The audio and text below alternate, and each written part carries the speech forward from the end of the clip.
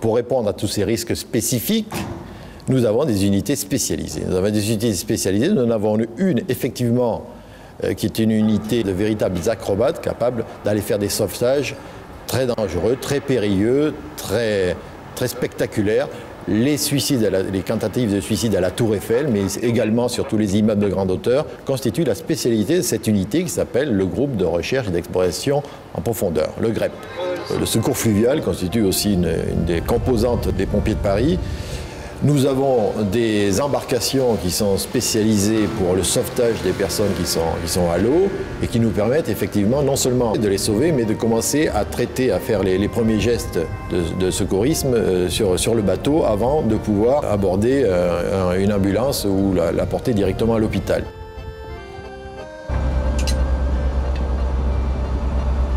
Nous avons 2 bateaux-pompes.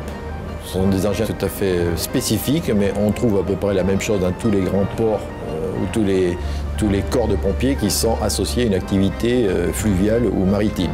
Nous en avons 2 pour Paris qui répondent à des besoins tout à fait spécifiques que nous appelons les grands feux, les hypothèses de grands feux.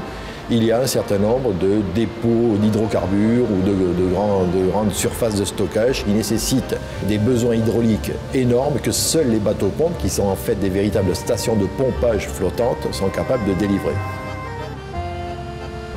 C'est cette hypothèse absolument catastrophique qui combinerait un événement comme l'hypothèse d'attentat hyper-terroriste de New York, de Madrid ou de Londres, avec l'utilisation d'un agent chimique ou radiologique destiné à produire un maximum de pertes. Et aujourd'hui, nous ne pouvons plus écarter ce type de scénario. C'est la raison pour laquelle l'État français a doté la plupart des corps de pompiers, en particulier les grands corps qui correspondent aux grandes agglomérations, lesquelles sont souvent la cible des attentats terroristes, de moyens, je pense, suffisants, conséquents, en matière de détection, de prévention de ce risque et surtout de traitement des populations qui seraient concernées par ce type d'attentat.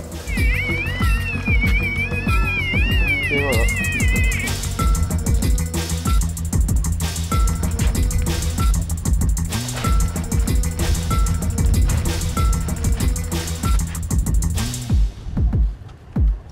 Ce sont des équipements qui les protègent contre les rayonnements radioactifs. Donc avec ce type d'équipement, ils peuvent approcher à proximité de sources radioactives pour les récupérer et les mettre ensuite en sécurité dans des châteaux de plomb qui permettent d'empêcher tout rayonnement radioactif autour de la source et donc de mettre le public et l'environnement en sécurité.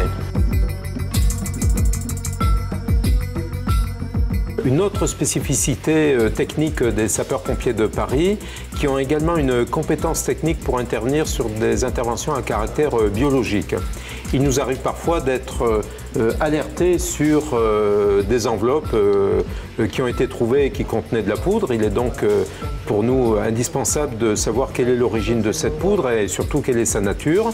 Donc les spécialistes en intervention biologique des pompiers de Paris peuvent intervenir pour déterminer très précisément la nature de cette poudre avec ce type d'appareillage et donc pour identifier s'il y a ou s'il n'y a pas de risque à caractère biologique. Nous avons aussi des spécialistes du risque animalier.